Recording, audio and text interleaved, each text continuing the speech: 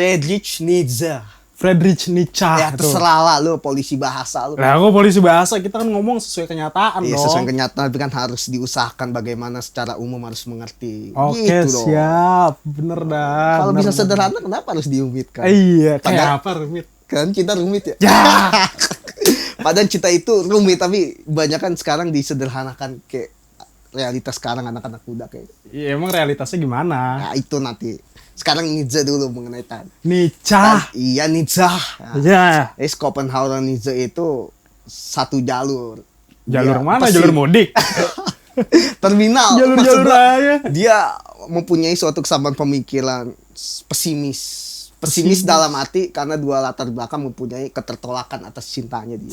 Dia ditolak atau gimana sih? Dia ya dasarnya dia ditolak memang. Si Nietzsche kan dia mencintai Lu itu seorang perempuan cantik banget, cerdas banget, filsafat banget deh. Idaman banget lah ya. Idaman banget. Oke. Nietzsche suka sama si Lu ini. Endingnya gimana? Cinta segitiga. Gimana? Sama satu penulisnya. Jadi Nietzsche dikenalin satu penulisnya Ri, kalau nggak salah ya, Ri gitu kan. Sama Ri juga cowok, si Nietzsche cowok. Nah satu ada cewek namanya Li sama Ri ya, kalau nggak salah. Ya terus gimana tuh? Cinta segitiga yang intinya Nietzsche menyatakan cintanya, tapi Li-nya menolak. Dan itu membuat Nietzsche bukan beranjak dari filsafatnya, emang dia kan seorang filosof ya. Itu menguatkan identitas pemikiran dia mengenai tentang kehidupan gitu. Emang hidupnya dia kenapa? Ya, bertolak belakang dengan cintanya apa gimana? Ya, itu salah satu faktornya mengenai cinta. Bahwasanya dia menghilang kehidupan ini adalah sebuah penderitaan. Lah, dianya ditolak. Nggak, tapi selain ditolak dia juga punya riwayat penyakit. Penyakit apa? Ya penyakit yang membuat dia hidup dalam keterasingan, dia menyendiri hingga ajalnya. Nggak punya temen kali. Iya, saya juga. Emang kadang ngomongin filsafat itu, filsuf itu aneh-aneh hidupnya anjir. Iya, aneh-aneh ya. Iya gitu. Ribet-ribet banget. Iya. Hal-hal sederhana dibikin rumit. Nah itu dia, makanya buat lu pada yang ditolak, lu harus belajar dari Schopenhauer maupun Nietzsche gitu. Nah, lu dengerin tuh. Lu dengerin mana nih kameranya? Lu dengerin. Jadi kalau lu ditolak, nangis boleh, cuma jangan berkepanjangan. Berarti gak boleh galau lama-lama ya? Gak boleh galau lama-lama. Lu bisa kayak dia tuh berdua. Dia menjadi seorang filsuf. Namanya terkenal di dunia. Jadi lu kalau galau, itu adalah kesempatan lu untuk berpikir lebih dalam mengenai tentang realitas dunia. Nulis buku. Cakep. Catat ya, oke? Jangan lupa enggak. Jadi gak usah cengeng kalau ditolak. Anjir, gila lu. Ditolak. Sia-sia ya? Sia-sia. Kayak gua lu nanti jadi. Emang lu kenapa? No comment. Emang lu kenapa? Gak usah bahas. Lu jangan-jangan kisah lu tuh lebih parah dari No, gak usah jadi. No comment lah kalau gua. Komen sih. Gak usah dibahas. Udah next. Muncul lagi. Apa? Filsuf lagi. Siapa? Freud. Iya, Freud. Freud itu siapa tuh? Dia seorang pemuka psikoanalisis, pembuka gerbang psikoanalisis. Gerbang udah kayak pagar ya.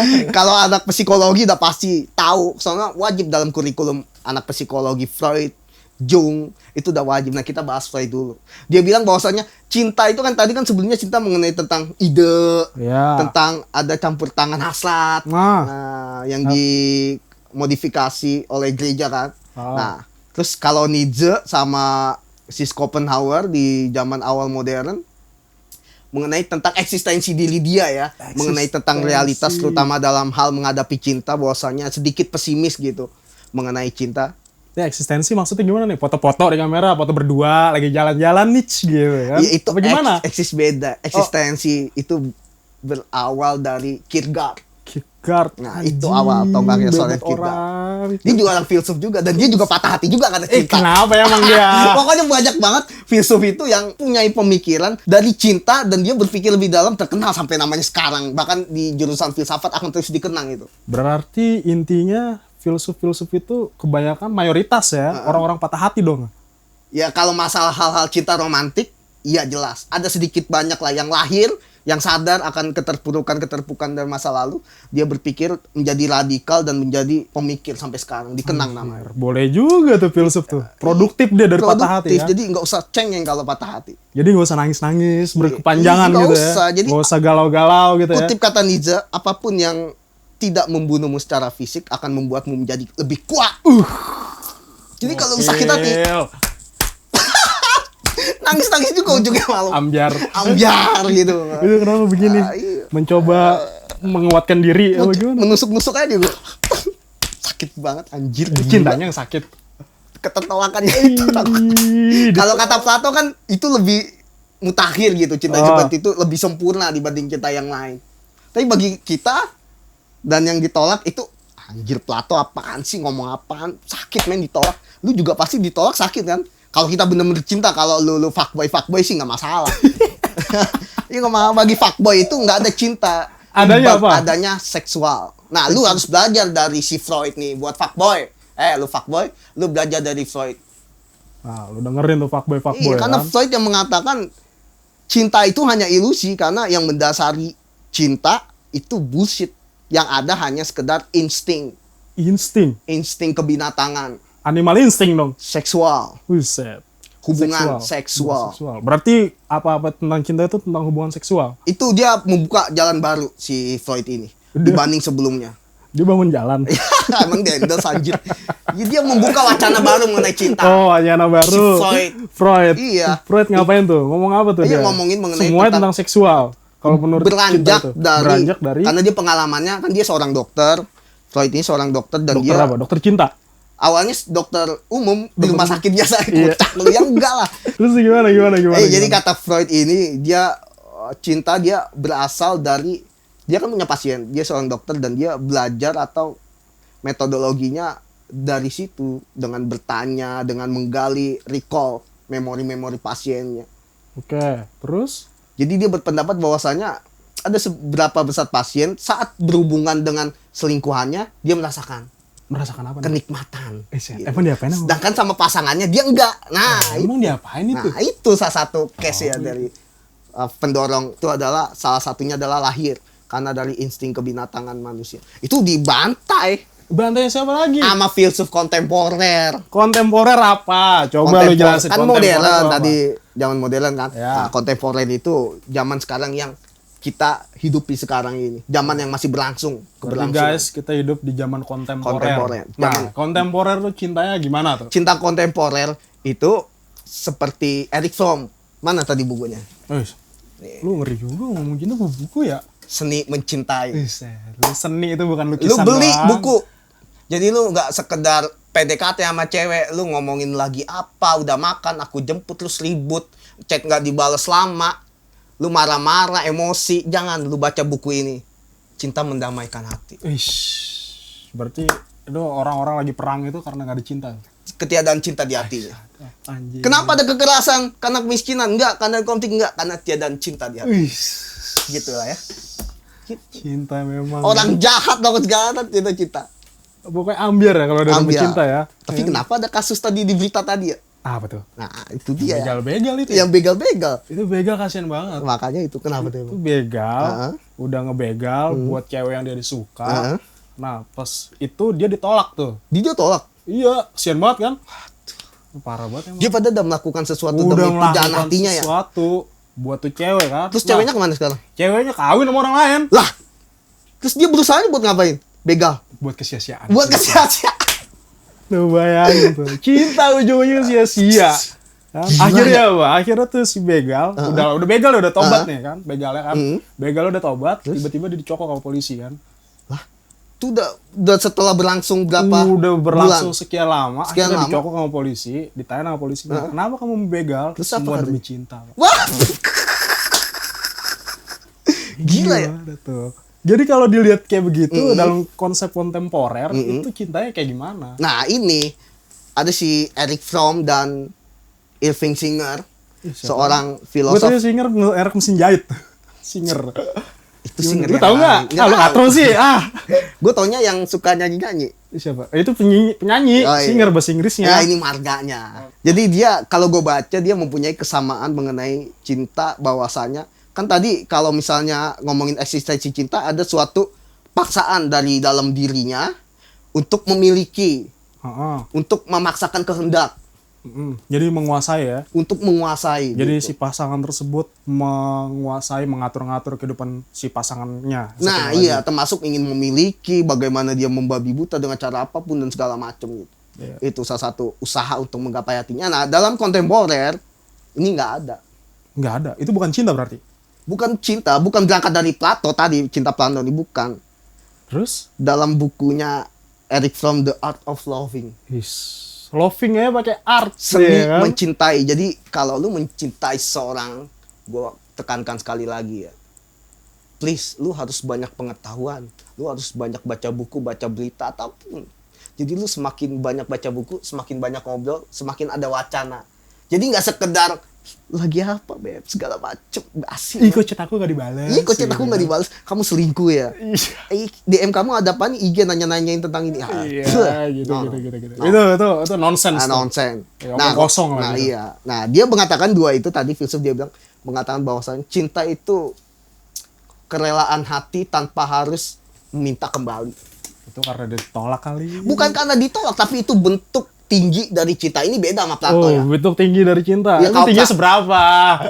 Coba itu. Nah, kalau Plato kan tanpa harus bertatap muka, dia bisa memikirkan dalam ide kan tentang cinta yang harus dia cintai. Iya, kalau benar, ini benar, dia benar. berbentuk fisik ada. Orang yang dikenal, misalnya gue mencintai seseorang. Siapa? Ya siapa?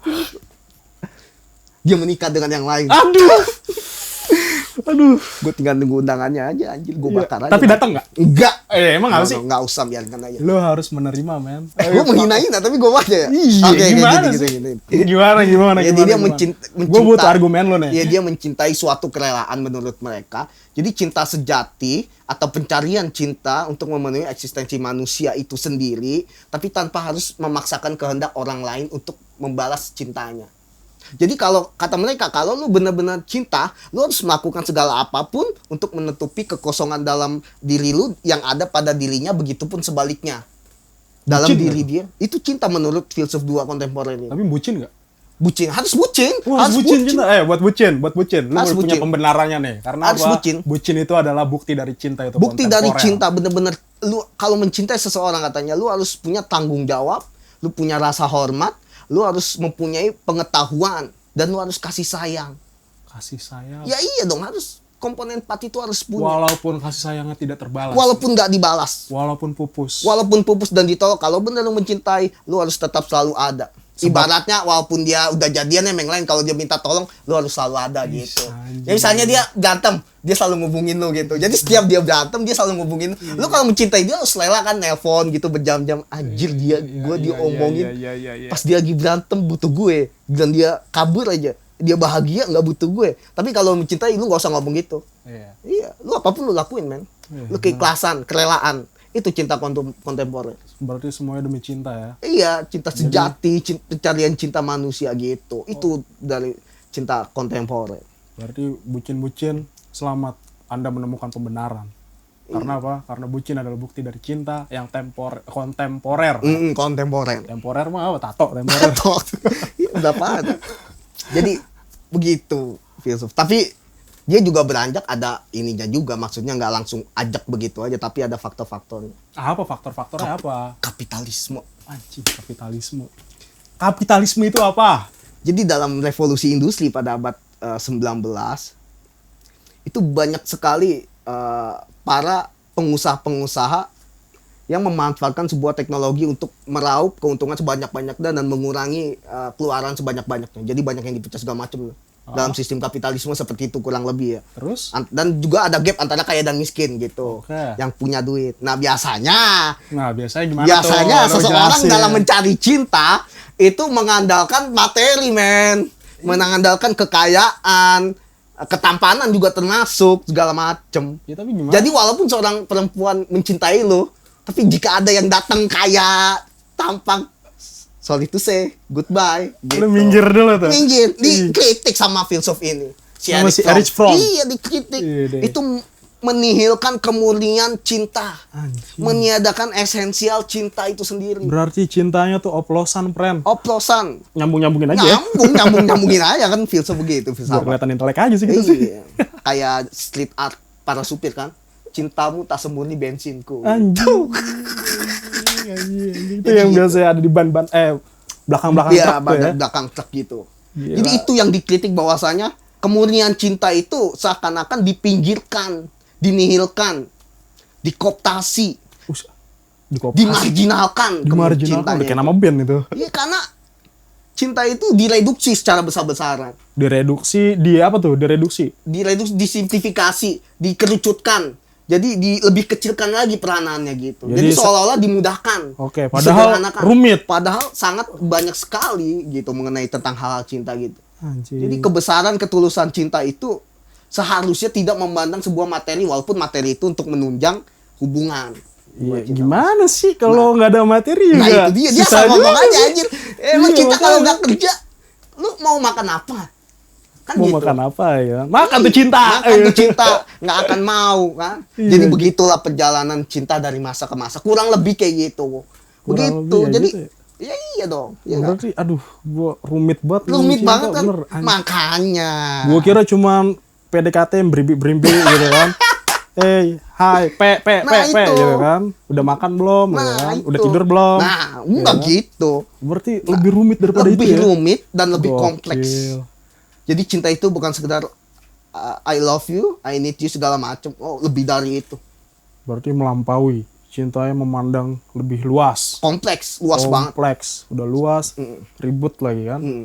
Semua kompleks. Jadi begitulah mengenai tentang cinta.